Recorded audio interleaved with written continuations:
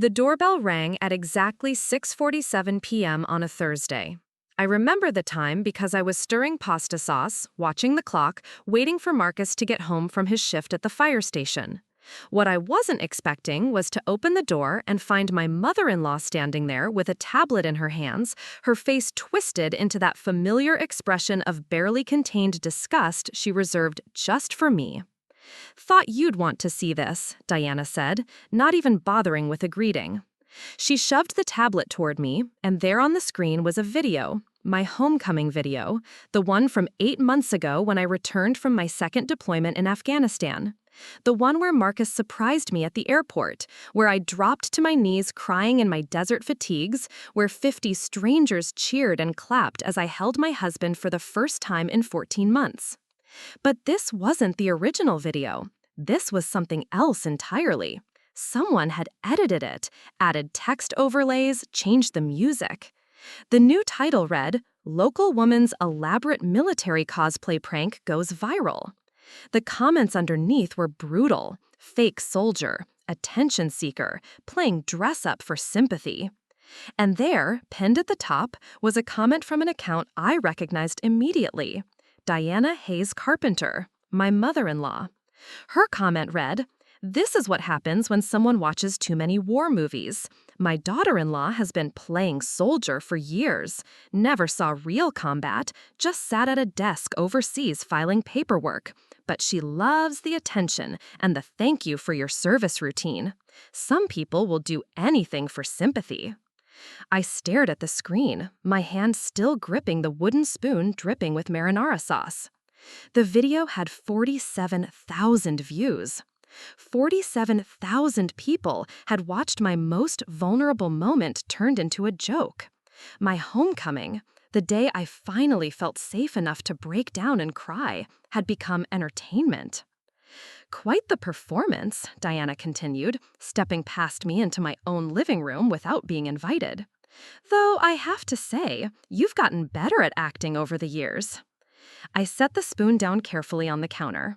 My hands weren't shaking yet, but they would be soon. "Diana, what is this?" "Oh, come on, Sage. We both know you were never in any real danger over there. You told me yourself you worked in communications. That's basically a desk job with better costumes." She settled into Marcus's recliner like she owned it. "I just thought people should know the truth about your little military fantasy." The truth. I looked at her sitting there, perfectly manicured nails tapping against the leather armrest, her highlighted hair still perfectly styled despite the October wind outside. "Diana Hayes Carpenter," I said slowly. "I was a communications specialist with the 82nd Airborne. I spent 14 months in Kandahar province setting up secure networks for forward operating bases. I was in 3 rocket attacks, 2 convoy ambushes, and I watched my friend Jessica bleed out in my arms after an IED ran off 50 feet from our Humvee." She waved her hand dismissively. "Oh, please. Everyone has stories. The point is, you weren't infantry. You weren't kicking down doors or whatever. You were playing with radios." Playing with radios?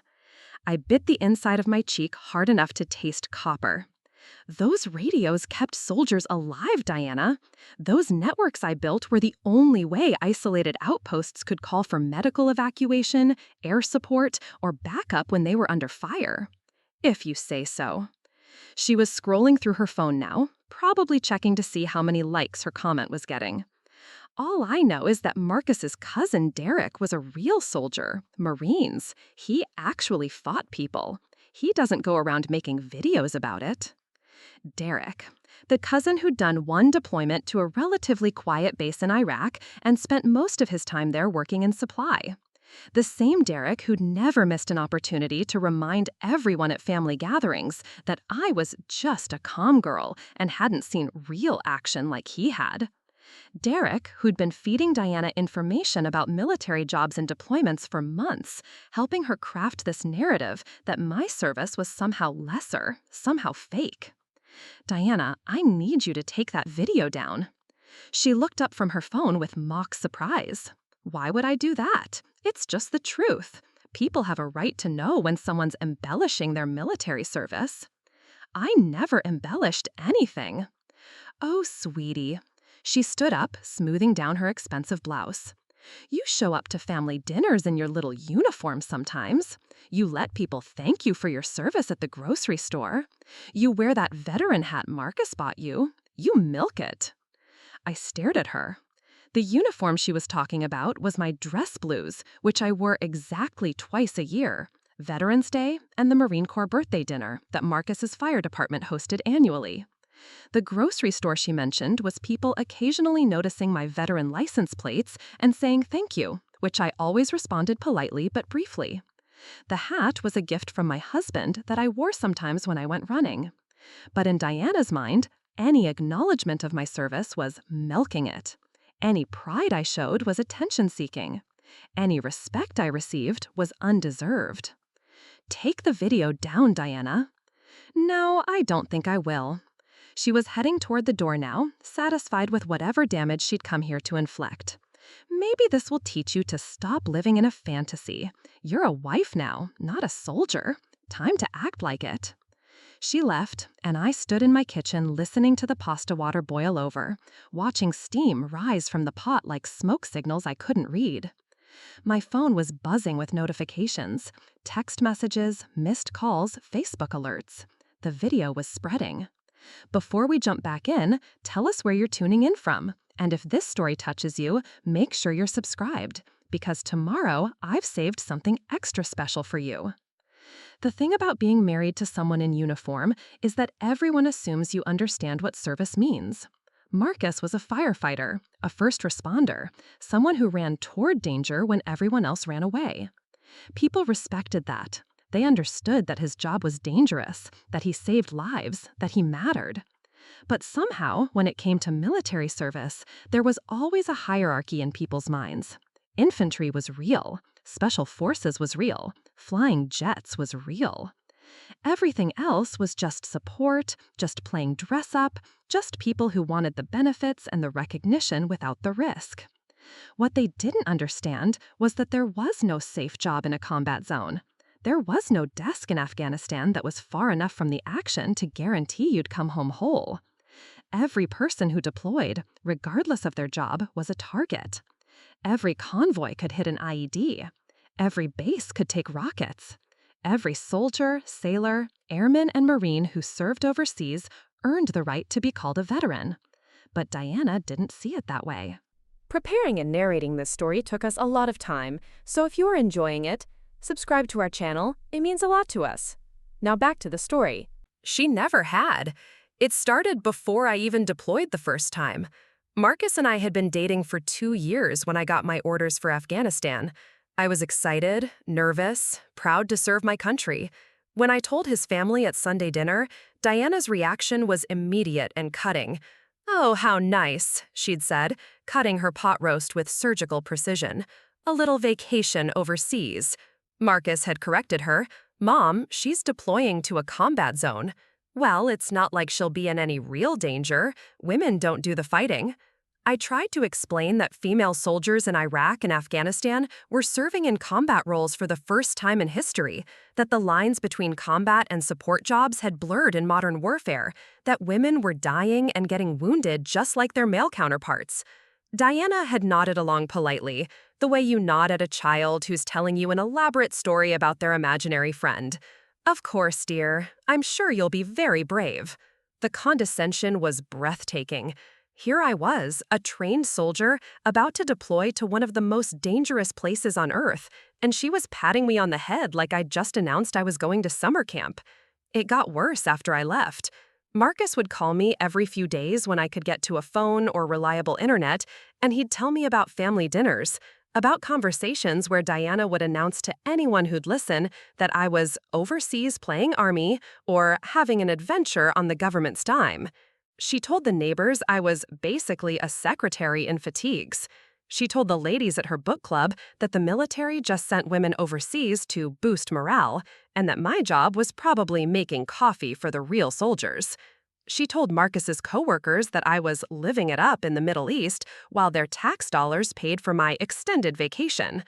Meanwhile, I was living in a plywood hooch with 3 other women, showering in a metal container with lukewarm water when the generators were working, eating MREs, and struggling with stomach problems that wouldn't go away. I was working 16-hour days, setting up communication systems, troubleshooting equipment failures in 120-degree heat, and trying not to think about the rockets that hit our base every few nights. I was watching soldiers barely out of high school get loaded onto medical helicopters with missing limbs. I was attending memorial services for people I'd eaten breakfast with that morning. I was calling families back home to tell them their sons and daughters were never coming back. But according to Diana, I was on vacation. The worst part was how it affected Marcus. He believed in me, supported me, was proud of my service. But his mother's constant commentary wore him down. I could hear it in our phone calls, the way he started asking if I was staying safe, in a tone that suggested he thought safety was an option I was choosing not to exercise. The way he'd mention that Derek was doing real soldier stuff with the Marines. The way he'd ask if I was sure I was happy with my job, as if my military occupation specialty was something I'd picked out of a catalog.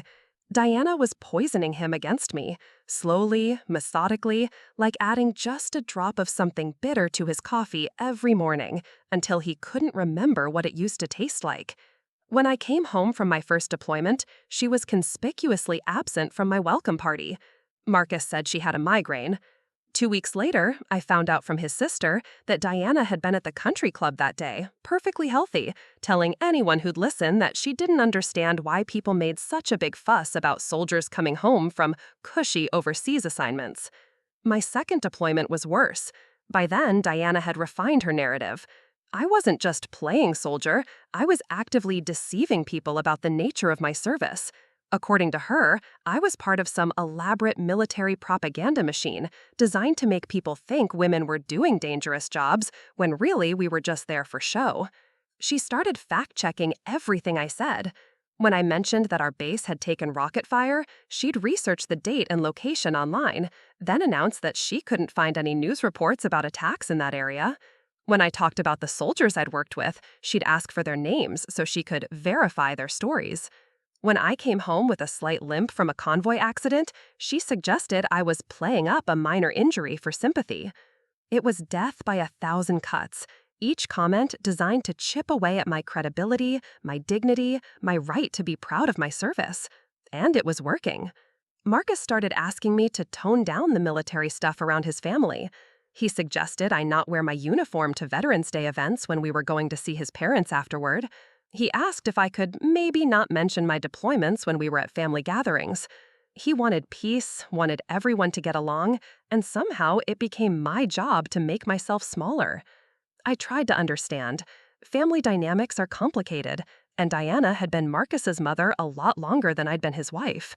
She was used to being the most important woman in his life, and maybe my service was threatening to her because it was something he respected that had nothing to do with her. But understanding didn't make it hurt less. Understanding didn't make it easier to sit at family dinners while she regaled the table with stories about real veterans who'd done actual fighting, unlike some people she knew. Understanding didn't make it less humiliating when she'd introduce me to her friends as Marcus's wife who was in the military for a while, but didn't really see any action. The video was just the latest escalation in a war I hadn't realized I was fighting. After Diana left that Thursday night, I sat on my couch scrolling through the comments on that horrible video. Each one was a knife between my ribs. Fake, attention whore, stolen valor. The words blurred together as my eyes filled with tears. Marcus came home to find me on the floor of our living room, laptop open, reading comment after comment from strangers who thought they knew the truth about my service because his mother had decided to educate them. Jesus, Sage, what happened? He dropped to his knees beside me, and I showed him the video. Watched his face change as he read the comments, as he saw his mother's pinned post at the top. She came here tonight, I said, showed this to me herself, wanted to make sure I saw it. Marcus ran his hands through his hair, a gesture I recognized from the few times we'd fought about his family. I'll talk to her.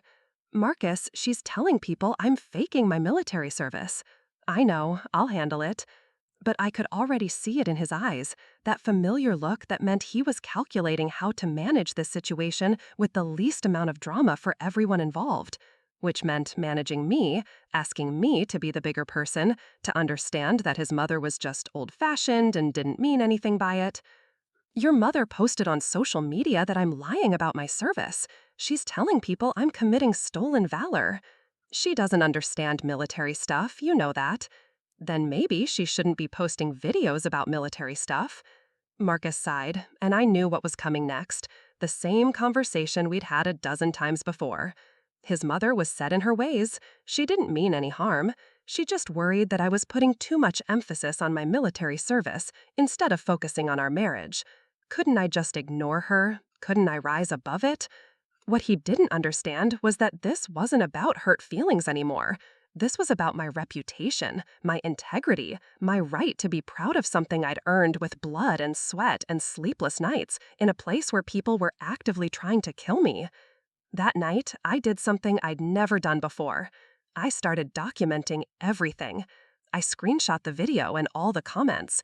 I saved Diana's post and her comment history going back months. I found the original versions of photos she'd shared on Facebook with the military parts cropped out or the captions changed to minimize my service. I printed emails she'd sent to Marcus complaining about me playing up the military thing. I saved text messages where she'd asked other family members to keep an eye on me at veteran events to make sure I wasn't exaggerating. I created a folder on my desktop and called it Evidence, because that's what it was. Evidence of a systematic campaign to undermine my credibility, to rewrite the story of my service, to turn my own family against me. And then I started planning. Diana thought she knew the truth about my deployments. She was about to learn what the truth actually looked like.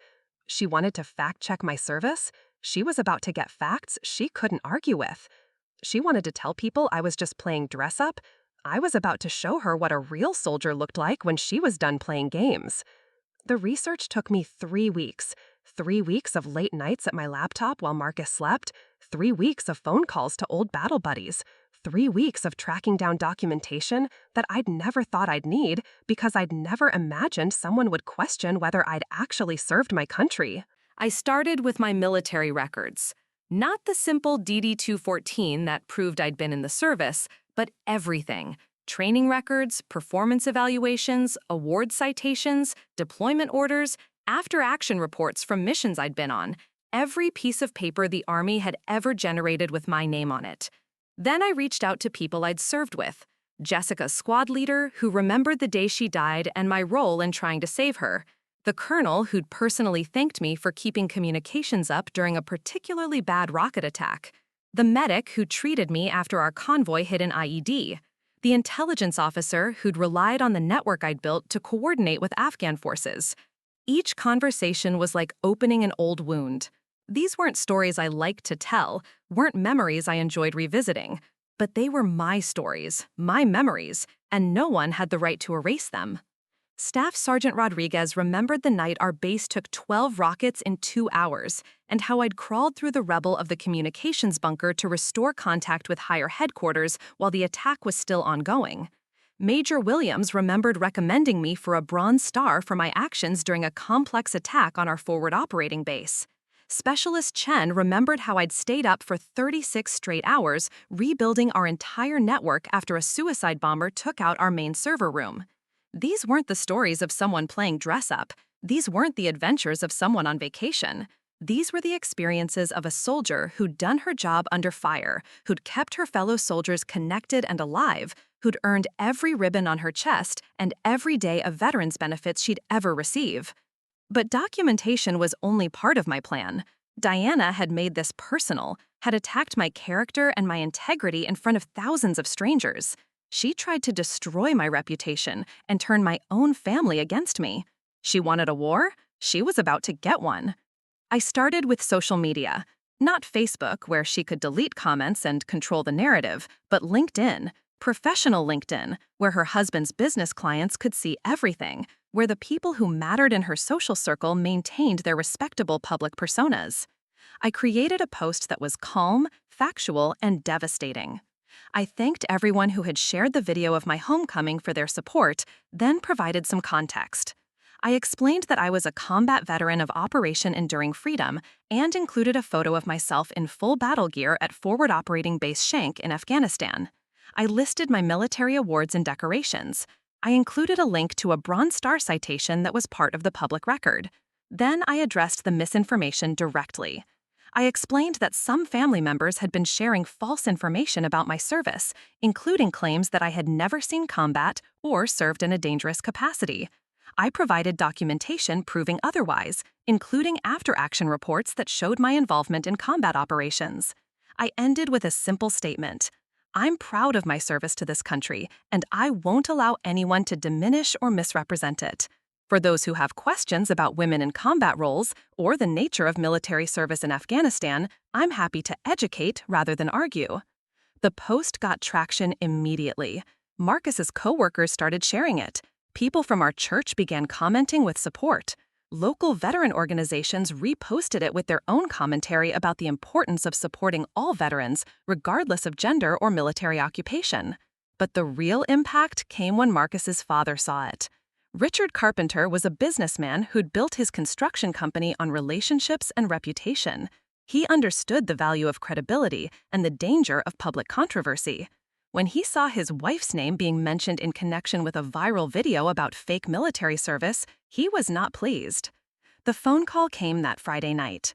I listened from the kitchen while Marcus talked to his father in our living room, his voice getting quieter and more tense as the conversation continued. "Dad, I understand you're upset, but Mom has been saying this stuff for years. No, Sage isn't lying about anything. Yes, I've seen her records. Dad, she has a Bronze Star." When he hung up, Marcus looked like he'd been in a fight. "Dad wants to meet with both of us tomorrow. He's pretty angry about the LinkedIn post." "Your father is angry at me for defending myself?" "He's angry at the situation. He says Mom's video is all over his business social media now, and clients are asking questions. He wants this handled quietly." Quietly, of course he did. The same way Diana's years of undermining my service had been handled quietly. The same way her lies and manipulations had been swept under the family rug to keep the peace. "Marcus, your mother accused me of stolen valor on social media. She posted a video calling my military service fake. There's no quiet way to handle that." But I could see in his eyes that he was already trying to find one, already planning how to smooth this over, how to make everyone happy, how to get his wife and his mother to just get along.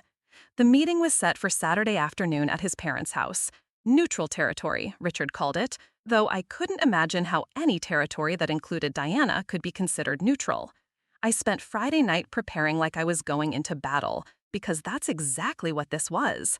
Saturday afternoon arrived gray and cold, with that particular October dampness that seemed to seep through your jacket and settle in your bones. Marcus was quiet during the drive to his parents' house, his knuckles white on the steering wheel. "Whatever happens in there," he said as we pulled into their circular driveway, "just remember that we're family." Family. The word tasted bitter in my mouth. Family doesn't try to destroy each other's reputations. Family doesn't lie about each other's service to their country. Family doesn't weaponize social media to humiliate and discredit. But I nodded anyway, because I loved him, and because I still held some small hope that this could be resolved without burning everything to the ground. Richard answered the door himself, something that had never happened in all the years I'd known him. Usually, Diana played hostess, greeting guests with air kisses and offers of wine. Today, she was nowhere to be seen. "Sage, Marcus." He shook our hands formally, like we were business associates rather than family. "Come in, we need to talk." The living room was exactly as I remembered it. Beige leather furniture around a glass coffee table, family photos lining the mantelpiece, expensive art that looked like it had been chosen by a decorator rather than someone who actually liked it. Diana was sitting in her usual chair, the one positioned to overlook the backyard garden. She didn't get up when we entered. "Sit down," Richard said, and we did. The couch felt too soft, too low, putting us at a disadvantage looking up at him as he remained standing. "First things first," he began. "This video situation has become a problem. I've got clients asking me about it, employees sharing it on their personal pages. It's affecting business." Not "it's wrong," not "Diana shouldn't have done it," not "I'm sorry my wife attacked your military service." It's affecting business. "Dad," Marcus started, but Richard held up a hand. "I'm not finished. Sage, I understand you're upset about what Diana posted." But your response has made things worse.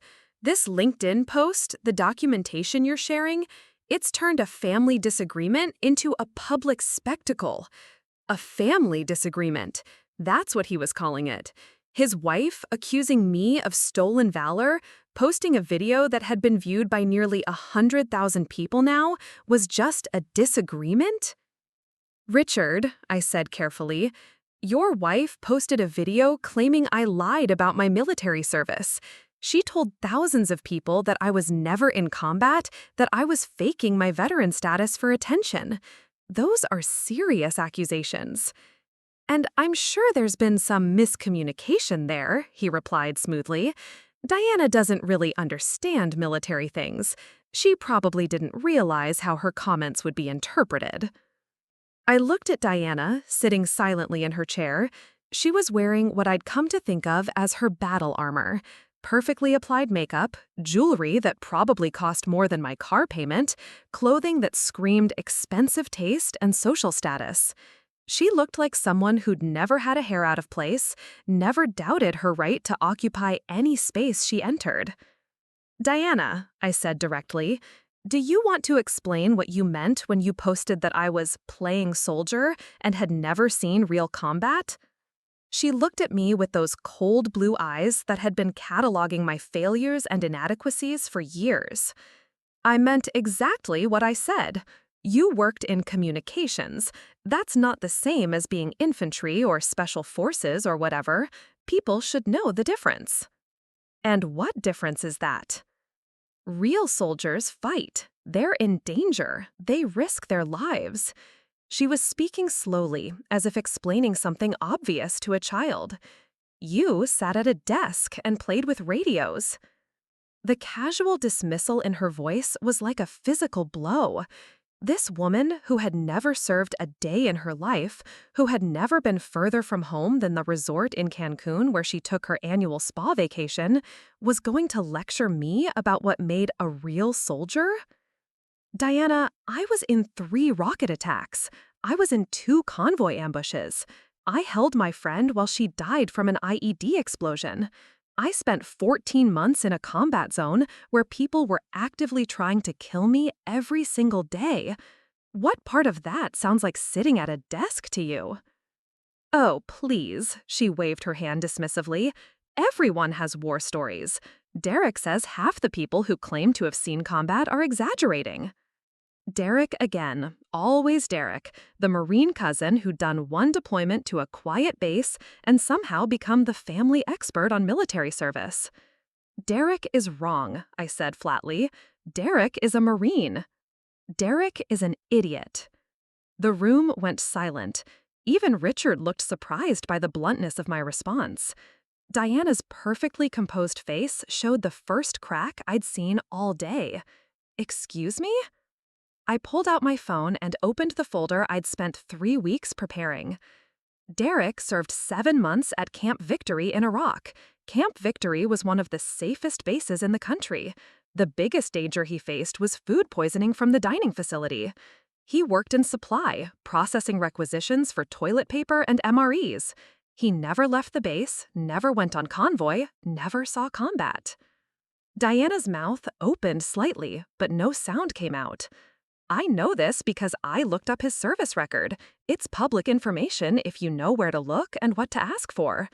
Derek has been lying to this family about his service for years, and you've been using his lies to discredit mine." I turned to Richard, who was looking increasingly uncomfortable. "Your nephew has been posing as some kind of war hero, when in reality he spent less than a year filing paperwork on the safest base in Iraq. Meanwhile, your daughter-in-law spent over 2 years in actual combat zones, earned a Bronze Star for valor under fire, and has been treating her combat-related injuries for the past 3 years." I pulled out the documentation on my phone and handed it to Richard. Military records, medical records, witness statements from soldiers I'd served with. Page after page of proof that Diana's narrative was not just wrong, but deliberately false. "This is what real military service looks like," I said, my voice steady despite the rage building in my chest. Not Derek's fantasies, not Diana's assumptions, but documented proof of what I did and where I did it. Richard was scrolling through the documents, his businessman's mind clearly processing the implications. This wasn't he said, she said anymore. This was documentation, evidence, proof. Diana was staring at my phone like it was a snake that had suddenly appeared on her coffee table. "Where did you get Derek's records?" "The same place anyone can get them, if they know how to ask. The same place I got mine when I had to prove my own service because you decided to call me a liar in front of half the internet." "You had no right." "I had every right." I stood up, and suddenly the power dynamic in the room shifted. I wasn't the one being accused anymore. I wasn't the one on the defensive. "You've been lying about my service for years. You've been undermining my credibility, my integrity, my right to be proud of what I did for this country. You used Derek's lies to justify your attacks on me, and now you're upset that I proved you wrong?" Diana looked to her husband for support, but Richard was still scrolling through the documents, his face growing more grave with each page. "Richard," she said, her voice less certain than it had been moments before, "you can't seriously believe—" "Diana." His voice was quiet, but there was steel underneath it. "Shut up." I'd never heard him speak to her that way. In all the years I'd known them, Richard had always deferred to Diana's social expertise, her ability to navigate relationships and maintain the family's reputation. But this wasn't about relationships anymore. This was about facts, and facts were Richard's domain. He finished scrolling and handed my phone back to me.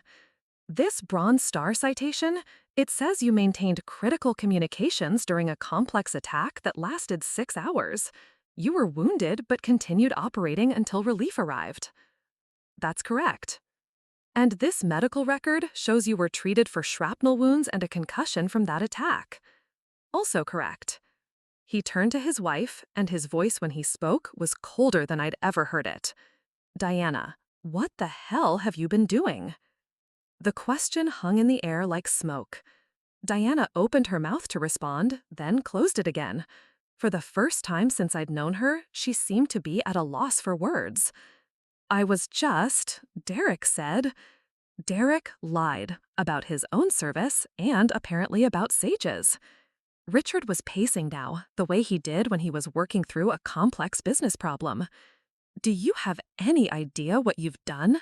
Do you understand the position you've put this family in?" "I don't understand why everyone is attacking me," Diana said, and I could hear the first notes of panic creeping into her voice. "I was just trying to—" "You were trying to what? Destroy your daughter-in-law's reputation? Accuse a decorated combat veteran of stolen valor? Make our family look like a bunch of ignorant assholes who don't support our military?" The profanity was shocking coming from Richard, who prided himself on his professional demeanor. Diana actually flinched. "I didn't mean for it to go this far," she said weakly. "How far did you mean for it to go?" I asked. "When you posted that video, when you pinned that comment, when you told thousands of people I was lying about my service, how far exactly did you think it would go?" She didn't answer, because we both knew the truth. She'd meant for it to go exactly this far. She'd wanted to humiliate me, to discredit me, to turn public opinion against me. The only thing she hadn't planned for was getting caught. Marcus, who had been silent through this entire exchange, finally spoke up. "Mom, why? Why would you do this to Sage? Why would you do this to us?" Diana looked at her son, and for a moment I saw something vulnerable in her face, something that might have been pain or fear, or just the realization that she'd finally gone too far. "Because she's changing you," she said quietly. "Because ever since you married her, you've been different, more distant. You used to come to family dinners every Sunday. You used to call me every few days. Now it's like you have this whole other life that doesn't include us." Marcus looked stunned. "Mom, I'm married. Of course my life is different." But it doesn't have to be separate. Richard's mother lived with us for 15 years before she passed. We all got along fine. We were a family. And there it was, the real issue. The thing that had been driving Diana's campaign against me from the beginning. It wasn't about my military service or stolen valor or any of the other accusations she'd made. It was about the fact that her son had chosen me over her. "Diana," I said, and my voice was gentler now because I finally understood. I never tried to separate Marcus from his family. I've been to every dinner you've invited us to, every holiday, every birthday party. I've tried to be part of this family for 4 years. But you're always military, she said. Always talking about deployment stories or veteran things or soldier friends. It's like that's all you are. That's part of who I am. It's not all of who I am, but it's a part I'm proud of. And when you attack that part, you attack me. She looked down at her hands, and for the first time I could remember, Diana looked smaller than the space she occupied. Richard cleared his throat. "Diana, you need to take down that video, tonight, and you need to post an apology." "Richard, this isn't a suggestion. You've damaged this family's reputation, and you've potentially opened us up to legal liability. Sage could sue you for defamation, and she'd probably win." I looked at him with surprise. I hadn't even thought about legal action, but he was right. Diana's video and comments constituted a clear case of defamation, and as a public figure in our community, she'd caused measurable damage to my reputation. "I'm not going to sue anyone," I said. "I just want the lies to stop." Diana finally looked up at me, and her eyes were red-rimmed but dry. "What do you want me to say?" It was a good question. What did I want her to say? That she was wrong? That she was sorry? That I was a real soldier after all? "I want you to tell the truth," I said finally. "I want you to acknowledge that you were wrong about my service, that you posted false information, and that you're sorry for the harm you've caused. That's it." She nodded slowly. "And then what?" "And then we see if we can figure out how to be a family." The ride home was quiet. Marcus kept glancing at me like he was trying to figure out who I'd become in the space of 2 hours. Finally, as we pulled into our driveway, he spoke. "I'm sorry." "For what?" "For not defending you sooner. For letting her get away with saying those things about you for so long. For making you handle this alone." I turned off the engine and sat in our driveway for a moment, looking at the house we'd bought together 3 years ago. The blue shutters I'd painted myself during my first leave. The garden bed where I'd planted herbs that reminded me of the markets in Kabul. The American flag hanging by our front door that Diana had once called a bit much for a neighborhood like this. "You don't need to apologize," I said finally. "You don't get to choose your family, but you do get to choose how you handle them." We went inside, and I made coffee while Marcus sat at our kitchen table staring at his phone. The video was still spreading, but now there were 2 competing narratives. Diana's version, where I was a fraud seeking attention, and mine, backed by documentation and witness statements from people who'd served alongside me. "She took it down," Marcus said. "What?" "The video. Mom took it down, and she posted something else." He turned his phone toward me. Diana's new post was short, formal, clearly written by someone else, probably Richard. It read, "I recently shared a video that contained inaccurate information about my daughter-in-law's military service. I was mistaken in my comments and sincerely apologize for any harm caused.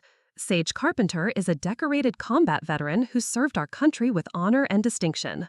I regret my error and ask for privacy as our family works through this matter." "It's something," I said, but we both knew it wasn't enough. An apology posted after being cornered with evidence wasn't the same as genuine remorse. It was damage control, nothing more. That night, I couldn't sleep. I kept thinking about Diana's face when she'd said I was always military, like it was a character flaw, like being proud of my service was somehow excessive, inappropriate, attention-seeking.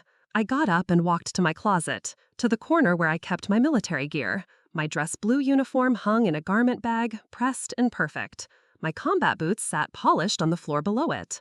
A box on the shelf held my medals and ribbons, my Bronze Star certificate, photos from my deployments. I pulled out a picture of my team from Afghanistan. 8 soldiers standing in front of our communications trailer, sweaty, tired, but smiling. Jessica was in the front row, her dark hair pulled back in a regulation bun, her M4 rifle slung across her chest. She'd been dead 6 months when this photo was taken, but we'd kept her spot in our formation because that's what you do. You don't forget the people who served beside you. You don't minimize their sacrifice. You don't let anyone rewrite their story. I was staring at Jessica's face when it hit me. Diana hadn't just attacked my service, she'd attacked theirs too. Every communications soldier who'd ever served, every support personnel who'd kept the infantry fed and supplied and connected, every woman who'd ever put on a uniform and deployed to a combat zone. Her video wasn't just about me, it was about all of us. Monday morning, I called in sick to work for the first time in 2 years. I had something more important to do. I drove to the Veterans Affairs office downtown and asked to speak with someone about stolen valor accusations. The counselor who met with me was a soft-spoken man named David who'd done 3 tours in Iraq with the Army Rangers. "This happens more than you'd think," he said after I'd explained the situation. "Family members who don't understand military service sometimes say things they don't realize are harmful. Usually it's just ignorance." This wasn't ignorance, this was deliberate. David nodded thoughtfully. "Tell me about your deployments." So I did. I told him about the rocket attacks that shook our base like earthquakes, about the convoy missions where we'd hold our breath every time we hit a bump in the road because it might be the last thing we ever felt. I told him about the weight of responsibility, knowing that if our communications went down, soldiers in remote outposts would be cut off from backup, medical evacuation, air support. I told him about Jessica, how she'd been riding in the passenger seat of our Humvee when the IED went off, how the explosion had thrown our vehicle 15 feet off the road and filled the air with smoke and screaming, how I'd crawled out of the wreckage with blood running down my face from a head wound and found her trapped under twisted metal, conscious but fading.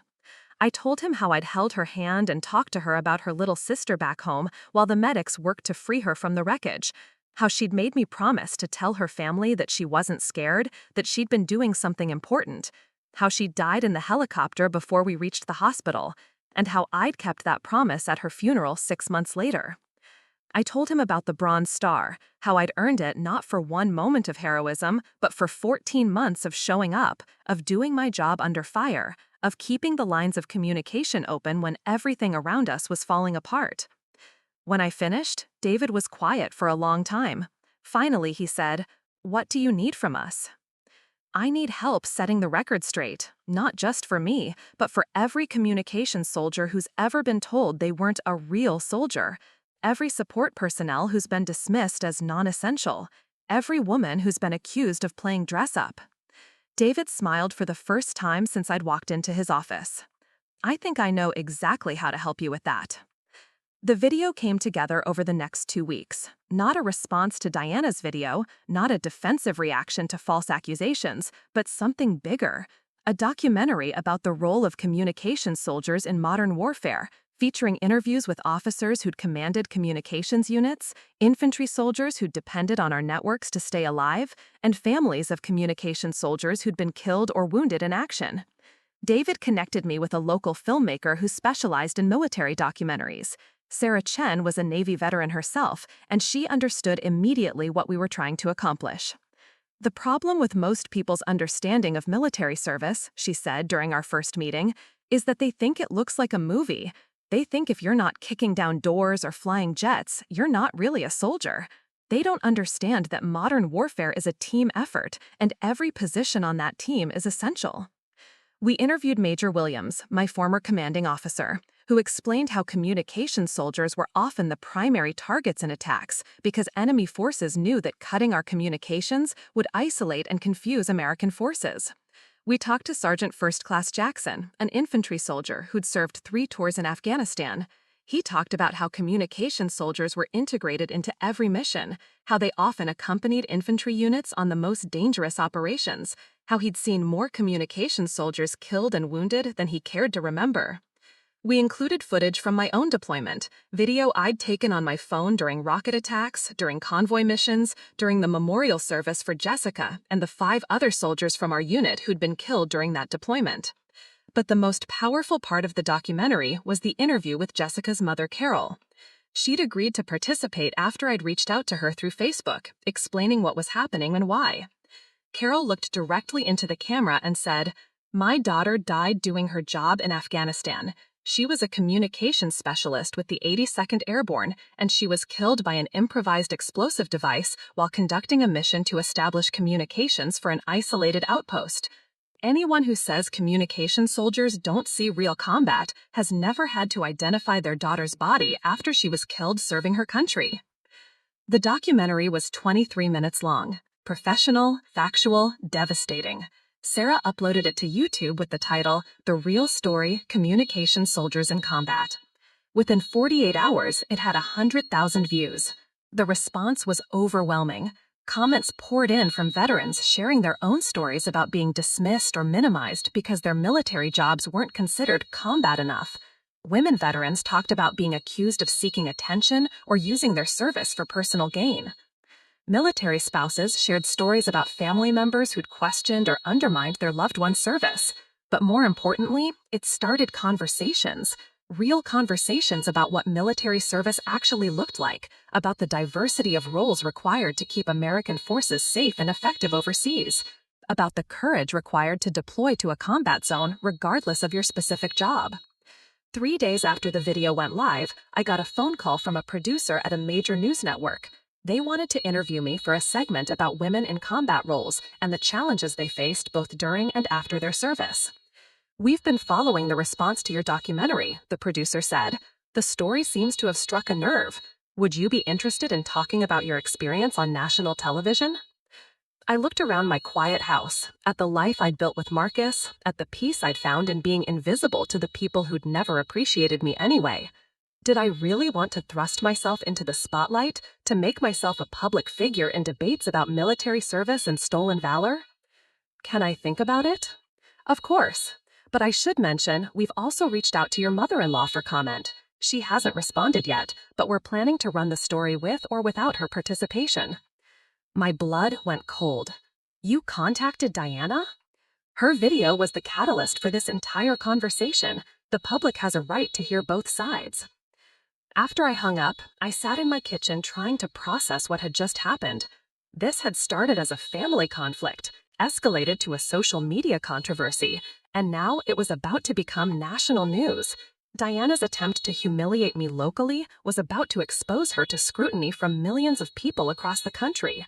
I should have felt satisfied. This was justice, karma, Diana getting exactly what she deserved for years of lies and manipulation.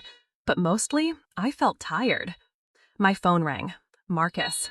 "Sage, my dad just called. There's a news crew at their house. Mom is freaking out. What's happening?" I told him about the producer, about the interview request, about how the documentary had caught the attention of national media. I could hear him getting more agitated with each detail. "You have to stop this," he said finally. "Stop what?" "The interviews, the documentary, all of it. This is getting out of hand." "Marcus, I didn't start this. Your mother posted that video. She made those accusations. She chose to make this public. But you're making it worse. You're feeding the story, giving interviews, making documentaries. You're turning our family problems into entertainment." I felt something cold settle in my stomach. Our family problems? You know what I mean. But I did know what he meant, and it was exactly the problem. In Marcus's mind, this was still a family dispute that could be resolved with enough conversation and compromise. He didn't understand that Diana had crossed a line that couldn't be uncrossed, that she'd made accusations that couldn't be taken back with a simple apology. Marcus, your mother accused me of stolen valor. Do you understand what that means? I understand that she was wrong. Do you understand that stolen valor is a federal crime? That she essentially accused me of committing a felony for personal gain? That people go to prison for the things she said I was doing? Silence on the other end of the line. Do you understand that there are veterans who've committed suicide after being falsely accused of stolen valor? That this isn't just hurt feelings or family drama, but something that destroys lives? More silence. Marcus, answer me. I want this to stop. I want my family back. And there it was, the choice he was asking me to make. Stop defending myself, let Diana's narrative stand unchallenged, allow her lies to become the accepted truth about my service, all so that Marcus could have his comfortable family dynamics back? What family? I asked. The family where your mother publicly calls your wife a liar? The family where your nephew spreads false stories about military service? The family where I'm expected to sit quietly while people question my integrity, my honor, my right to be proud of what I did for my country? Sage. Or do you mean the family where I pretend none of this happened? Where I show up to Sunday dinners and smile while Diana makes her little comments about real soldiers and actual combat? Where I let her rewrite the story of my service because it's easier than dealing with conflict? I just want everyone to get along. Your mother doesn't want to get along with me, Marcus. She wants to erase me. There's a difference. I hung up and immediately called the news producer back. I'll do the interview, I said. When do you need me? The interview was scheduled for the following Thursday at a local studio. I spent the week preparing, not just for the questions they might ask, but for the consequences of going public with my story. Because once this aired, there would be no going back. Diana's attempts to discredit me would be exposed to a national audience. Her lies about Derek's service would be revealed. The entire carefully constructed image of the Carpenter family as upstanding pillars of the community would crumble under public scrutiny, and my marriage might not survive it. Marcus had barely spoken to me since our phone conversation. He came home from work, ate dinner in silence, and spent his evenings in the garage working on his motorcycle. When I tried to talk to him about the interview, about what this meant for our future, he'd change the subject or find reasons to leave the room. The night before the interview, I found him sitting on our back porch in the dark, a beer in his hand, staring out at nothing. I don't know how to fix this, he said without looking at me. I sat down beside him on the steps. Maybe it can't be fixed. Maybe some things are too broken to put back together. She's my mother, and I'm your wife. He turned to look at me then, and in the dim light from our kitchen window, I could see the exhaustion in his face. Why can't you just let this go? Why does everything have to be a battle with you? The question hit like a physical blow. Everything? You know what I mean, the military stuff. You're always ready to fight about it, always looking for slights, always defending yourself against attacks that probably aren't even intentional. I stared at him. My husband, the man who'd held me when I woke up screaming from nightmares about Jessica's death, who'd driven me to countless VA appointments, who'd learned to recognize the signs when my PTSD was getting bad and I needed space to breathe. Marcus, your mother posted a video calling me a fraud. She accused me of lying about my combat service. She told thousands of people that I was faking my military record for attention. Which part of that wasn't intentional? Maybe she didn't understand. Stop. I stood up, suddenly too angry to sit still. Stop making excuses for her. Stop pretending this is some innocent misunderstanding.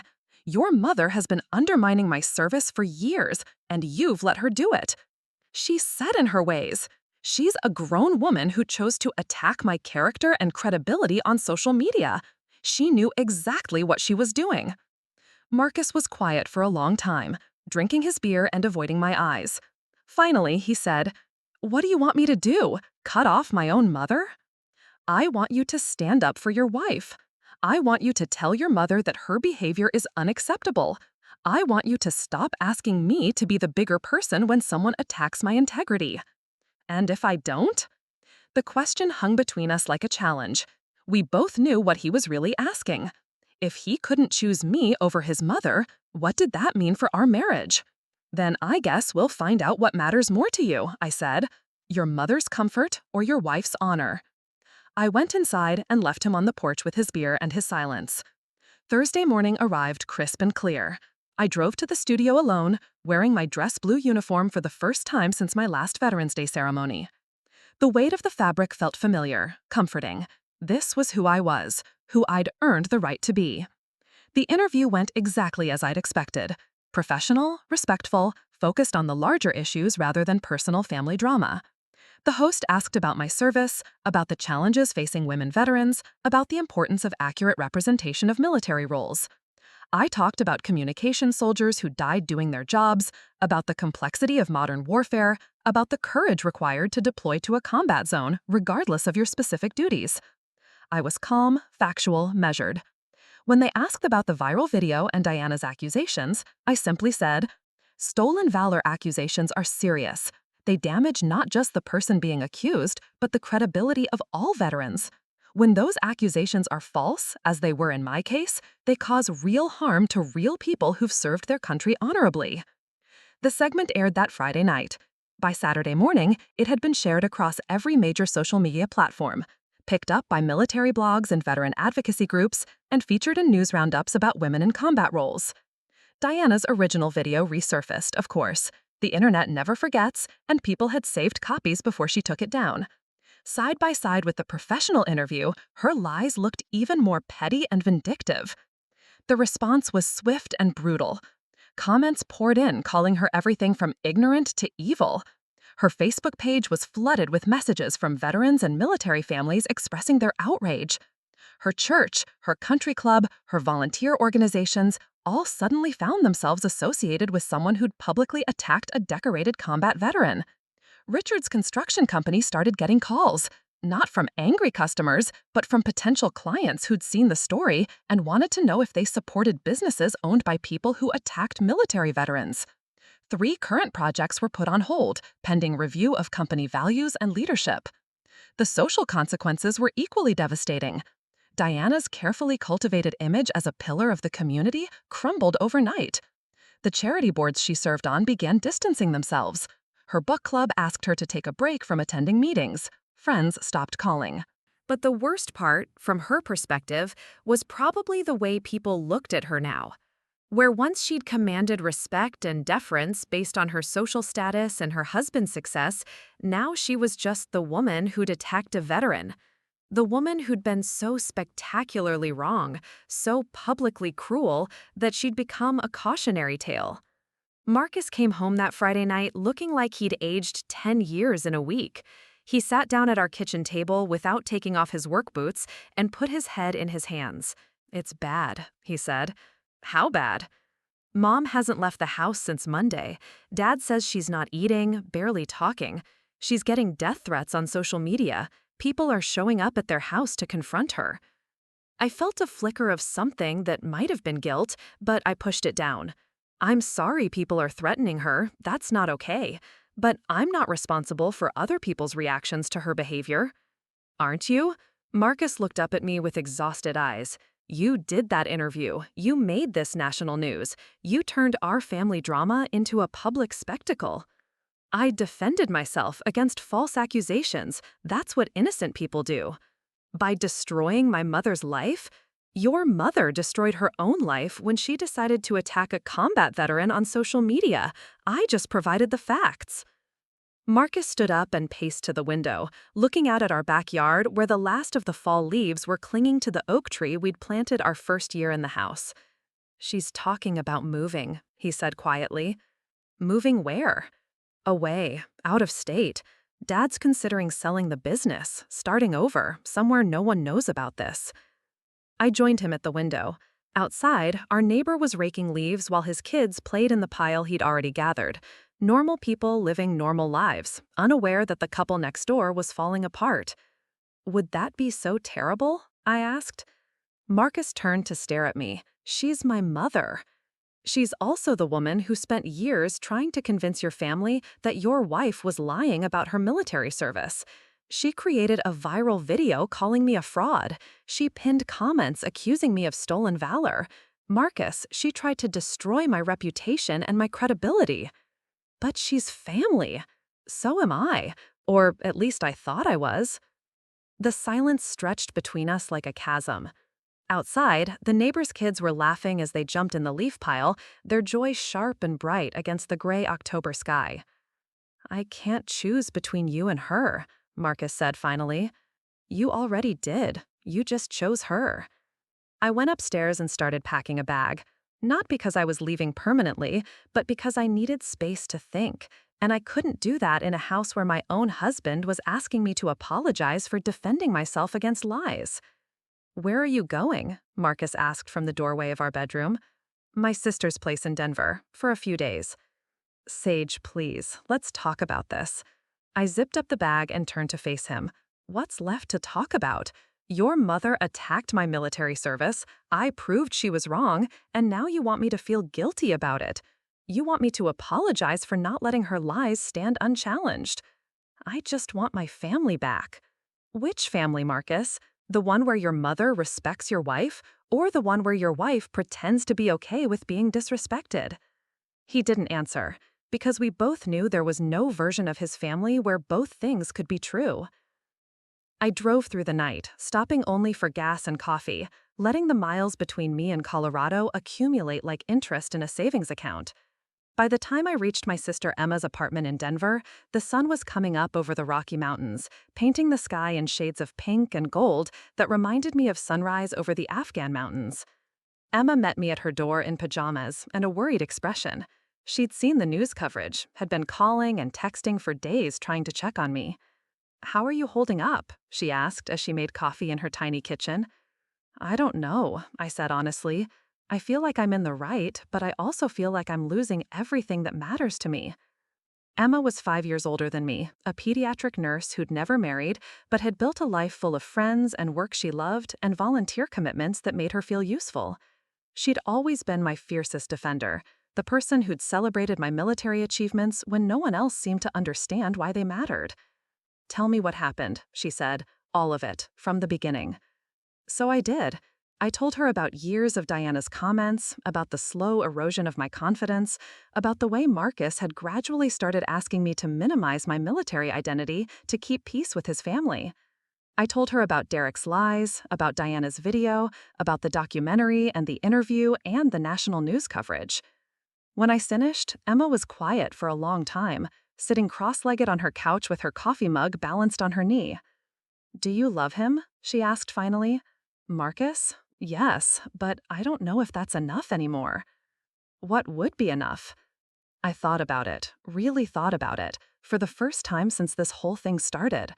What did I need from Marcus to make our marriage work? What would it take for me to trust him again?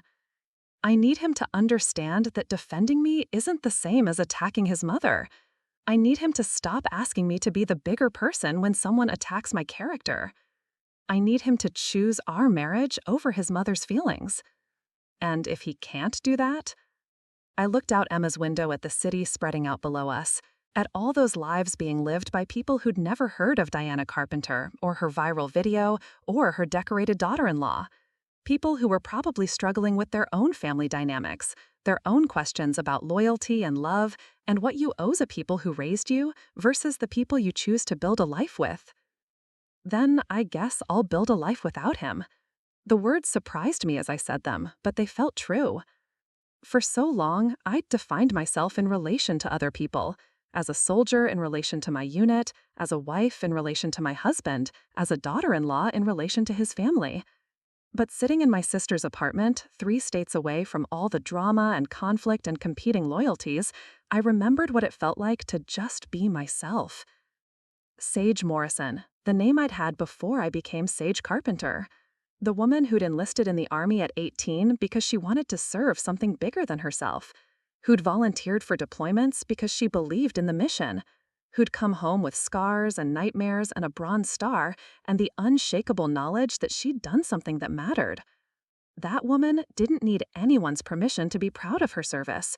That woman didn't need to apologize for defending herself against lies. That woman had survived rocket attacks and IED explosions and the death of friends, and she sure as hell could survive a difficult marriage and a toxic mother-in-law. I spent a week in Denver, walking around the city, visiting museums, having long conversations with Emma about life and love and what it meant to choose yourself when everyone else was asking you to choose them instead. On my last day there, we hiked up to Red Rocks Park and sat on the sandstone formations watching the sunset over the city. The silence was profound, the kind of quiet you only find in wild places, far from the noise of other people's opinions and expectations. "You know what you have to do," Emma said without looking at me. I did know. I'd known since that first night in Diana's living room when she'd shown me the video, maybe even before that. I'd known since Marcus asked me to tone down the military stuff, since he'd started making excuses for his mother's behavior, since he'd chosen family peace over his wife's dignity. Some bridges, once burned, can't be rebuilt. Some trust, once broken, can't be repaired. Some choices, once made, reveal truths about people that change everything you thought you knew about them. Marcus had chosen his mother over me, not in one dramatic moment, but in 1,000 small ones. Every time he'd asked me to ignore her comments instead of confronting them. Every time he'd made excuses for her behavior instead of demanding she change it. Every time he'd asked me to be understanding instead of asking her to be respectful. I'd spent 4 years trying to earn a place in his family, trying to prove I was worthy of their acceptance, trying to be good enough, quiet enough, small enough to fit into their idea of what a military wife should be. But I'd never asked the right question. Why did I need to earn something that should have been freely given? Why did I need to prove my worth to people who should have been grateful I'd chosen to love their son? Why did I need to justify my pride in my service to people who'd never served anything but their own interests? I flew home on a Tuesday morning, landing at the same airport where Marcus had surprised me 8 months ago, where that video had been taken that started all of this. I took a taxi home instead of calling him to pick me up. The house felt different when I walked in, not physically changed, but emotionally altered, like a place where something important had broken and couldn't be repaired. Marcus was sitting at our kitchen table when I came in, still wearing his work clothes from his shift that morning. He looked like he'd been waiting for hours. "We need to talk," he said. I set my bag down by the door and joined him at the table. "Okay." "Mom's in the hospital." My stomach dropped. What happened? Panic attack or nervous breakdown, the doctors aren't sure. Dad found her on Wednesday morning, couldn't get her to respond to anything. She's been there for 3 days. I felt that familiar guilt creeping in, the voice that said this was my fault, that I'd pushed too hard, that I should have found a way to handle this quietly. Is she okay? Physically, yeah. Mentally, the doctors say she's having trouble processing what's happened. The attention, the criticism, the way people have been treating her. She keeps saying she doesn't understand why everyone is so angry when she was just telling the truth. Marcus, she wasn't telling the truth. That's the whole point. But she believed she was. In her mind, she was protecting the family from someone she thought was lying about military service. She thought she was doing the right thing. I looked at my husband across our kitchen table, this man I'd loved enough to promise my life to, and realized that he still didn't understand. He still thought this was about misunderstanding, about communication problems, about his mother's good intentions gone wrong. He didn't understand that Diana's intentions hadn't been good, that she'd known exactly what she was doing when she created that video, when she pinned those comments, when she'd spent years undermining my credibility. That this hadn't been about protecting the family or telling the truth, but about putting me in my place, about making sure I knew that I'd never be good enough for her son or accepted by her family. "Marcus, what do you want from me?" "I want you to visit her. I want you to talk to her, to help her understand why people are so upset. I want you to help me fix this." "You want me to go comfort the woman who accused me of stolen valor?" "I want my wife to help my mother understand why what she did was wrong." I stared at him. After everything that had happened, after all the evidence I'd provided, after the documentary and the interview and the national news coverage, he was still asking me to be the one who fixed this, still asking me to be the bigger person, to extend grace to someone who'd shown me none. No. Sage, no, Marcus, I will not go comfort your mother. I will not explain to her why attacking a veteran's service record is wrong. I will not help you fix a problem she created. She's sick. She's experiencing consequences. There's a difference. Marcus slammed his hand down on the table, making me jump. Damn it, Sage. When did you become so cold, so unforgiving? When your mother accused me of stolen valor on social media, and you asked me to understand her perspective instead of defending me, I have defended you. When? When have you ever defended me to your family? When have you ever told your mother that her comments about my service were inappropriate? When have you ever chosen me over keeping the peace with her?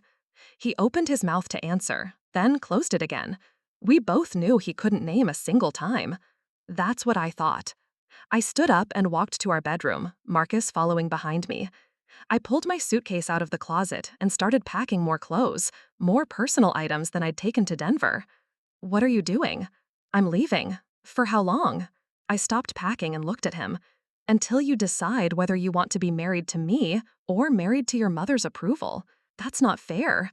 Your mother spent years calling me a fake soldier, posted a video accusing me of stolen valor, and is now in the hospital because people called her out for lying about a combat veteran.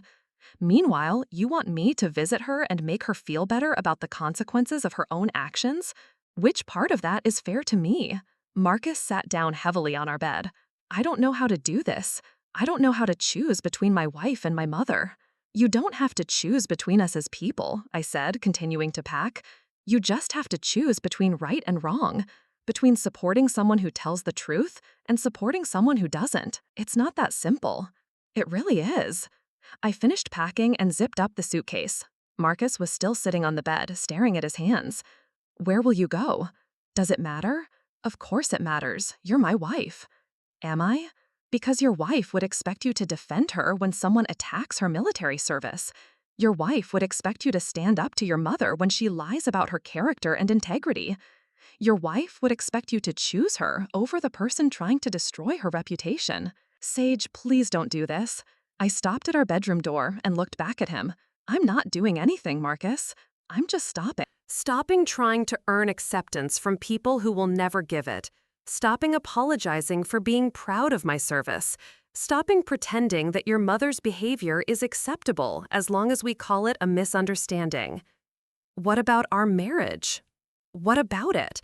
You've made it clear that your mother's feelings matter more than your wife's honor, that her comfort is more important than my dignity, that keeping peace with her is worth asking me to accept lies about my military service.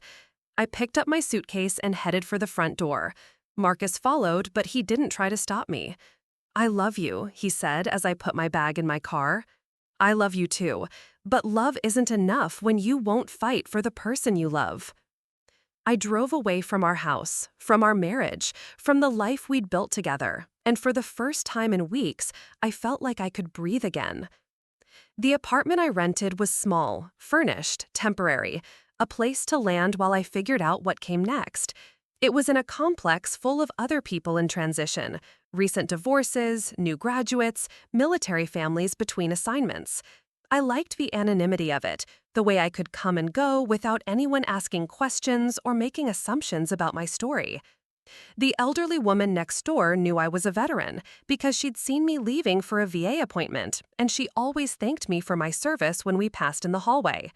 She didn't need to know anything else about my background or my circumstances. My service was enough to earn her respect. The young man across the hall was a college student who struggled with his coursework. When he found out I'd been in the Army, he asked if I'd help him with his logistics and supply chain management class.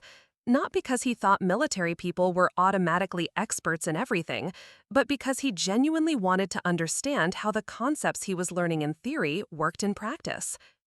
These interactions reminded me what it felt like to have my military service respected without qualification, appreciated without skepticism, valued without having to prove it was real enough to matter.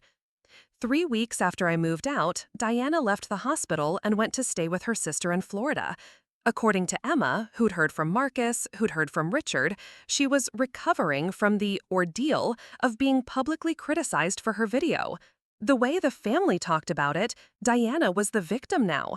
She was the one who'd been hurt by the overreaction to her innocent comments. She was the one suffering consequences that were disproportionate to her mistake. Marcus called every few days at first, then every week, then sporadically. The conversations were always the same. He missed me, he wanted me to come home, he was working on his mother, things would be different. But when I asked him what specifically he was doing to address Diana's behavior, to ensure she understood that her actions had been wrong, to guarantee that this kind of attack on my service would never happen again, his answers were vague. He was talking to her, he was helping her understand she was fragile right now and needed time to heal. What he wasn't doing was demanding accountability. He wasn't insisting she publicly acknowledge that her accusations were false. He wasn't requiring her to understand the difference between her opinion and documented facts about my military service. He was treating her breakdown as if it were proof of her victimization, rather than the natural consequence of her actions. 4 months into my separation from Marcus, I got a call from an unexpected source. Major Patricia Rodriguez, an Army public affairs officer I'd worked with during my second deployment, had seen the news coverage and wanted to offer me an opportunity. "We've been following your story," she said during our phone call. "The way you handled the stolen valor accusations, the documentary you helped create, the interview you gave, it's exactly the kind of advocacy work we need more veterans doing." "What kind of opportunity?" "We're launching a new initiative focused on supporting women veterans who face challenges related to their service recognition, combating stolen valor accusations, addressing misconceptions about women in combat roles, providing resources for veterans dealing with family conflicts around their military identity. We'd like you to consider being a spokesperson." The job would involve speaking at veteran events, participating in media interviews, working with other organizations to develop support programs for veterans facing similar challenges. It was part-time, well-paid, and would allow me to turn my personal experience into something that could help other people. "I'm interested," I said, "but I have one condition." "What's that?" "I want to work specifically with military spouses and families. This isn't just about veterans defending themselves against false accusations. It's about family members understanding what military service actually means, about creating healthy dynamics where veterans don't have to choose between family relationships and pride in their service." That's exactly what we had in mind. I accepted the position and threw myself into the work with an intensity I hadn't felt since my deployments. This was a mission that mattered, work that could prevent other veterans from going through what I'd experienced. My first speaking engagement was at a military family support conference in San Antonio. I talked about the importance of family support for veteran mental health, about how minimizing or questioning a veteran's service could exacerbate existing trauma, about the need for honest conversations about the realities of military service. After my presentation, a young woman approached me. She was maybe 25, wearing a t-shirt that said "Army Wife" in bold letters. "My mother-in-law says my husband exaggerates about his deployment," she said quietly. "He was a mechanic in Iraq, and she keeps telling people he wasn't really in combat because he worked on vehicles. But he has nightmares, and he gets anxious around crowds, and he won't talk about what happened over there. I don't know how to help him when his own mother is telling everyone his problems aren't real." We talked for an hour. I gave her resources for supporting spouses with PTSD, information about different military roles and their exposure to combat situations, and strategies for addressing family members who minimized military service. But mostly, I listened. I listened to her frustration about feeling caught between her husband and his family. I listened to her confusion about how to support someone whose service was being questioned by the people who should have been proudest of him. I listened to her pain about watching the man she loved being diminished by his own mother. I could have been talking to myself 6 months earlier. That conversation led to others. Veterans reached out through social media, through the organization's website, through word of mouth. They shared stories that were depressingly familiar. Family members who didn't understand their service, who questioned their experiences, who treated their military identity as something embarrassing or excessive. There was Sarah, whose father-in-law insisted she'd never been in real danger during her deployment to Afghanistan because she was a military police officer rather than infantry. There was Michael, whose mother told people he was making up his PTSD symptoms because he'd worked in intelligence rather than on the front lines. There was Jennifer, whose brother-in-law constantly reminded everyone at family gatherings that she'd been just a cook in the Navy, as if feeding sailors wasn't essential to military operations. Each story reinforced what I'd learned from my own experience. This wasn't about individual family conflicts, but about fundamental misunderstandings of what military service meant in the modern era. About persistent stereotypes that divided military roles into real and fake, dangerous and safe, honorable and questionable. 6 months into my new job, I was invited to testify before a House subcommittee about stolen valor accusations and their impact on veteran mental health. I spent weeks preparing my testimony, working with lawyers and policy experts to craft language that was both personal and professional. The hearing room was packed with veterans advocates, military family members, and journalists. I sat at a long table with other witnesses, facing rows of congresspeople who would decide whether this issue deserved legislative attention and funding. When it was my turn to speak, I told my story simply and directly.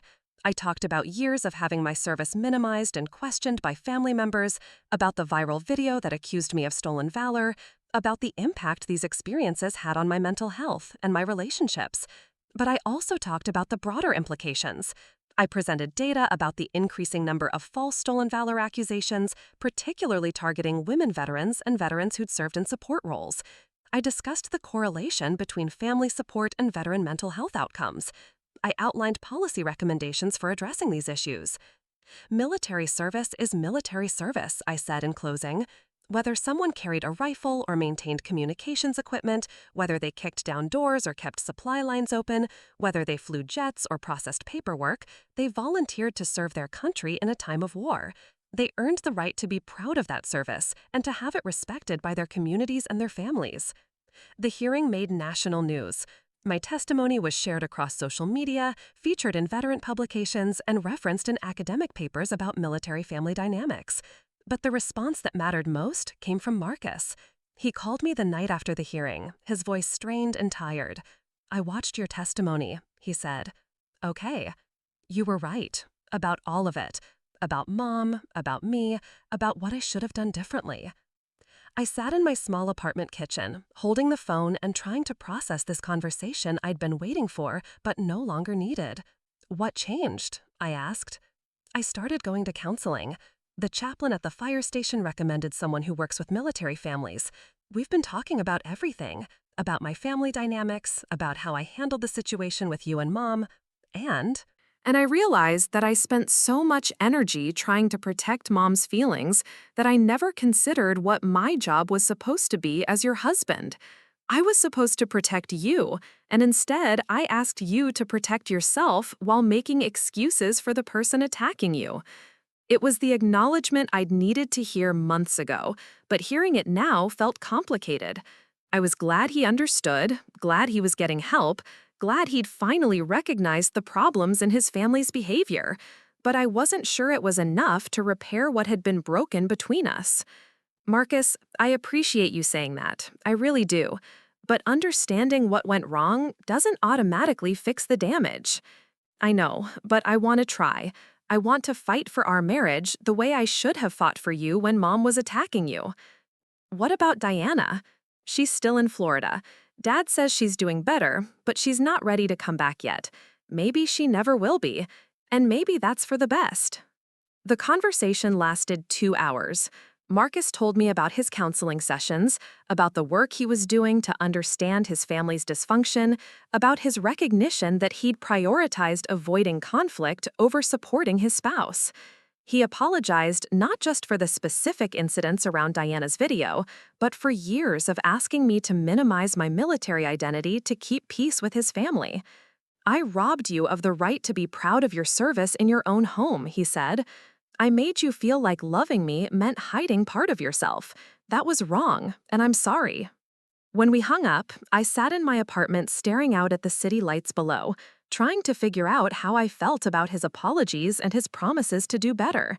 The truth was, I'd built a life without him, a life where my military service was respected and valued, where I was doing work that mattered, where I didn't have to navigate family dynamics that made me feel small and defensive.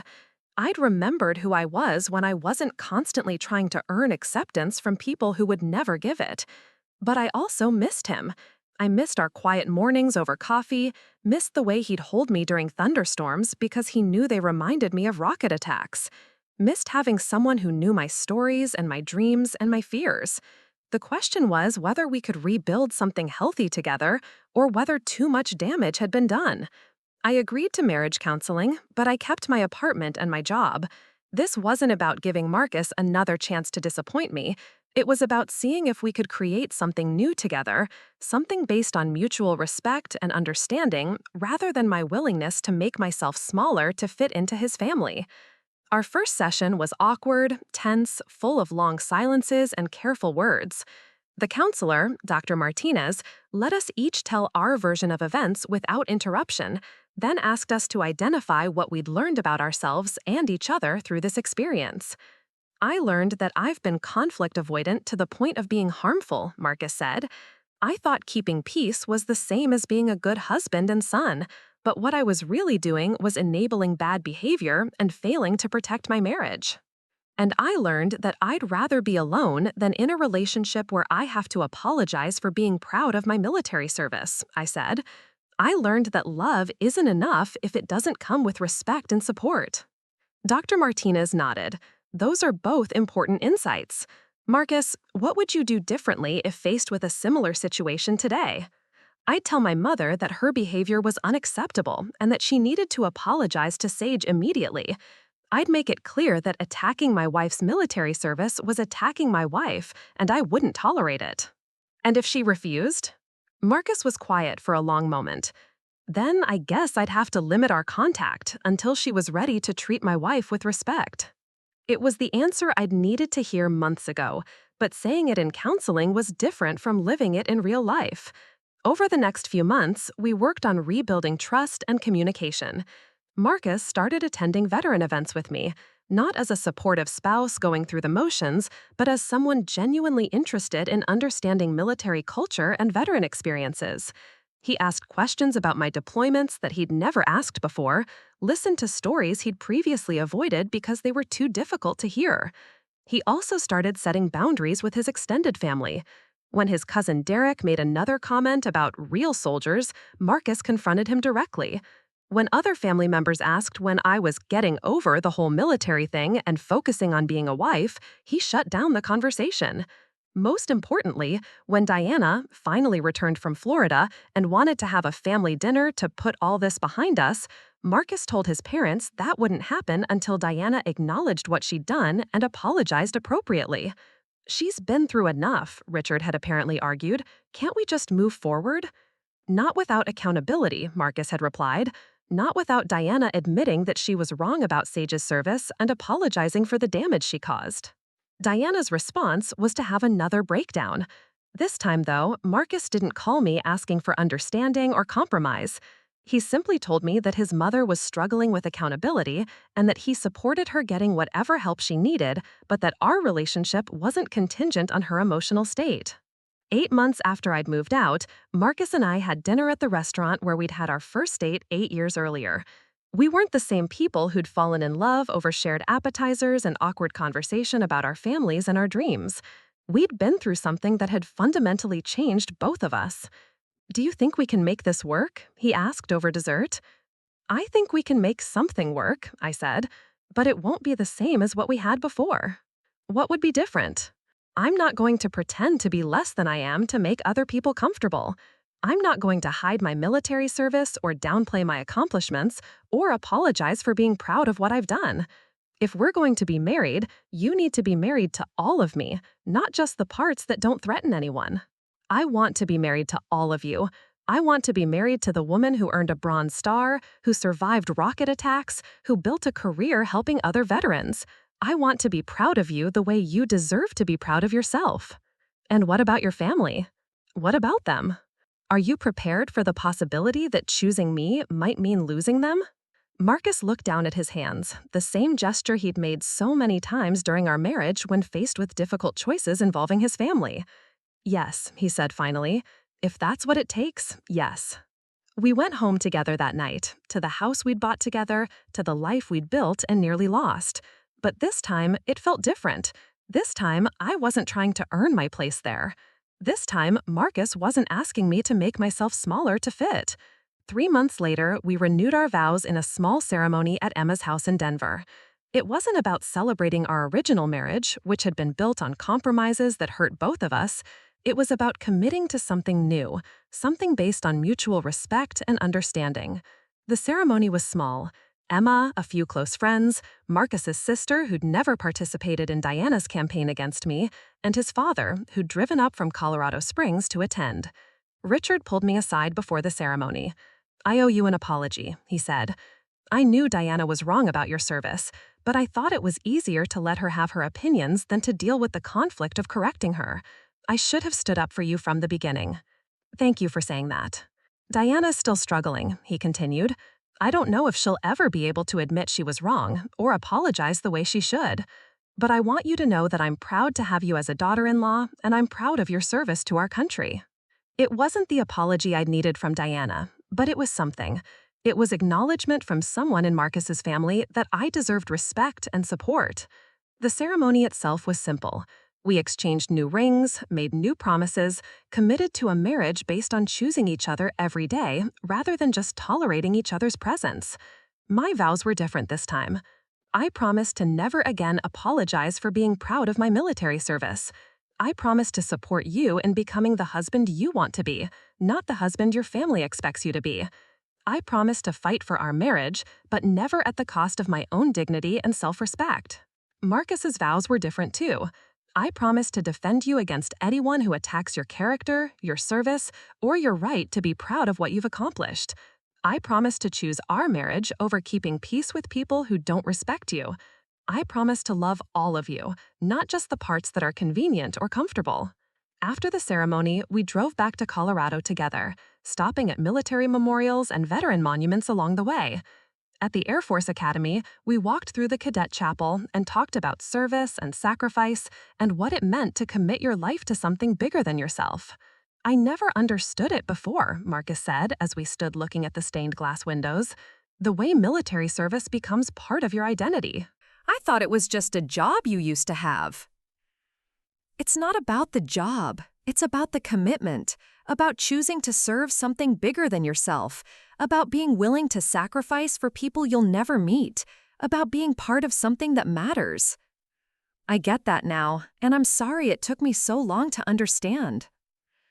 We returned to Colorado Springs, to our house, to our life together, but I kept my work with veteran advocacy, kept my apartment as an office and retreat space, kept the independence I'd found during our separation. Diana never returned to Colorado. She and Richard divorced 6 months after our vow renewal, citing irreconcilable differences that everyone understood to be about her inability to accept responsibility for her actions. She moved to Florida permanently, where she could start over with people who didn't know about the video, or the stolen valor accusations, or the way she'd attacked her own daughter-in-law.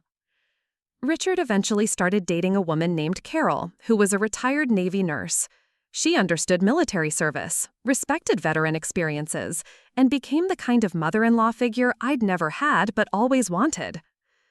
My work with veteran advocacy expanded over the years. I testified before Congress twice more, helped develop policy recommendations for supporting military families, and created training programs for family members to better understand and support their veteran loved ones. The most rewarding part of the work was the individual conversations, the phone calls and emails from veterans who'd seen my story and found the courage to stand up for themselves. There was the Air Force veteran whose mother-in-law had been spreading rumors that she'd never actually deployed. The Marine whose brother kept telling people he'd exaggerated his combat experiences. The Navy veteran whose husband's family treated her military service like an embarrassing phase she should have outgrown. Each of them needed to hear the same thing I'd needed to hear, that their service mattered, that they deserved respect for it, and that they didn't need to apologize for being proud of what they'd done for their country. 5 years after Diana's video went viral, I was invited to speak at a major veteran advocacy conference in Washington, D.C. The topic was Stolen Valor and Family Dynamics, when those closest to us become our critics. The audience was packed with veterans, military family members, advocates, and policymakers.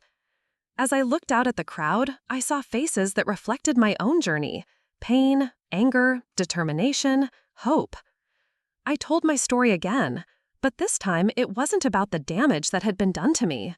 It was about the strength I'd found in standing up for myself, the community I'd built with other veterans who understood my experiences, the marriage I'd rebuilt on foundations of mutual respect rather than conflict avoidance. Stolen valor accusations hurt, I said in closing. They damage our reputations, our relationships, our mental health. But they also reveal truths about the people making them. They show us who truly supports us and who doesn't. They force us to choose between accepting lies about ourselves and standing up for the truth. My advice to any veteran facing false accusations about their service is this: document everything. Seek support from other veterans who understand your experiences. And never, ever apologize for being proud of your service to this country. You earned that pride. You paid for it with your sacrifice, your courage, your commitment to something bigger than yourself. Don't let anyone take it away from you. The standing ovation lasted several minutes. Afterward, dozens of people approached me with their own stories, their own struggles, their own victories in defending their military service against family members who didn't understand or appreciate what they'd done. But the conversation that meant the most came from a young woman who looked to be in her early 20s. "My name is Jessica Rodriguez," she said. "I'm named after my aunt, who was killed in Afghanistan in 2009. She was a communications specialist with the 82nd Airborne." My breath caught. This was Jessica's niece, the little sister she'd talked about during those final moments in the wreckage of our Humvee. "Your aunt was my friend," I said softly. "I was with her when she died." Jessica Rodriguez started crying then, and so did I. We stood in the lobby of that conference center in Washington, D.C., holding each other and crying for a woman who'd been dead for over a decade, but whose memory still connected us across time and distance. "She would be proud of what you're doing," Jessica said. "She would be proud that you're fighting for communication soldiers, for women veterans, for all the people whose service gets questioned or minimized." "She would be proud of you too," I said, "for carrying on her name, for understanding the importance of what she did." We exchanged contact information and promised to stay in touch. Later, Jessica would become one of my most effective advocates, using her aunt's story to educate people about the reality of military service for women in combat zones. That night, I called Marcus from my hotel room in D.C. "How did it go?" "It went well, really well. I met Jessica's niece today." "Jessica from Afghanistan?" "Yes, she came to the conference because she's been following my work. She's beautiful, Marcus. She looks just like Jessica did at that age." "I'm glad you got to meet her." "Me too. It felt like closing a circle somehow, like Jessica's story was finally being told the way it should be." We talked for another hour about the conference, about my work, about the life we'd built together in the years since Diana's video had tried to destroy everything. "I'm proud of you," Marcus said as we were ending the call. "I'm proud of the work you're doing, proud of the way you've turned something so painful into something that helps other people. Proud to be married to someone who fights for what's right." "Thank you. That means everything to me." "I know it does, and I promise you'll never have to wonder whether I support you again." He'd kept that promise. For 5 years, Marcus had been the husband I'd needed him to be from the beginning. My advocate, my defender, my partner in building a life where my military service was respected and celebrated rather than questioned and minimized. Our marriage wasn't perfect. We still had disagreements, still faced challenges, still worked through issues in counseling from time to time. But we faced them together, as a team, with mutual respect and commitment to supporting each other's growth and happiness. Diana remained in Florida, cut off from her son and grandchildren she'd never have, living with the consequences of her choices. Sometimes I felt sorry for her, for the loneliness she'd created for herself, for the relationships she'd destroyed through her inability to admit when she was wrong. But mostly, I felt grateful. Grateful that her attacks had forced me to stand up for myself, to reclaim my pride in my military service, to build a community of veterans who understood and supported each other. Grateful that her lies had led me to work that mattered, to advocacy that made a difference in other people's lives. Grateful that she'd shown Marcus who he needed to become as a husband, and that he'd had the courage to become that person. Most of all, I felt grateful for Gaz, whose memory continued to inspire my work, whose sacrifice had meaning because people like her niece and me refused to let it be forgotten or minimized. The video that Diana had created to humiliate me had been viewed over 2 million times before it was finally removed from all platforms. But the documentary about communication soldiers that Sarah Chen and I had created had been viewed over 10 million times, shared by military organizations around the world, and used in training programs for military families. Diana's lies had reached thousands of people for a few weeks. The truth about military service, about women in combat, about the importance of supporting all veterans regardless of their specific roles, would reach millions of people for years to come. In the end, that was Diana's real legacy. Not the damage she tried to cause, but the good that had grown from my refusal to let her damage stand unchallenged. Some battles choose you, whether you're ready for them or not. Some fights matter more than the peace they disturb. Sometimes, standing up for yourself isn't about what you gain, but about what you refuse to lose. I'd refused to lose my pride in my military service. I'd refused to lose my right to be respected by my own family. And in refusing to lose those things, I'd found something even more valuable: the knowledge that I could fight for myself and win, that my voice mattered, that my service had meaning beyond what anyone else chose to acknowledge. Diana had told everyone I was just playing soldier while I was in a combat zone. But in the end, I'd shown everyone what a real soldier looked like. Someone who stood up for what was right, who protected others who couldn't protect themselves, who served something bigger than their own comfort and convenience. Someone who fought not just overseas, but at home, for the right to be proud of that service. Someone who won. Up next, you've got 2 more standout stories right on your screen. If this one hit the mark, you won't want to pass these up. Just click and check them out.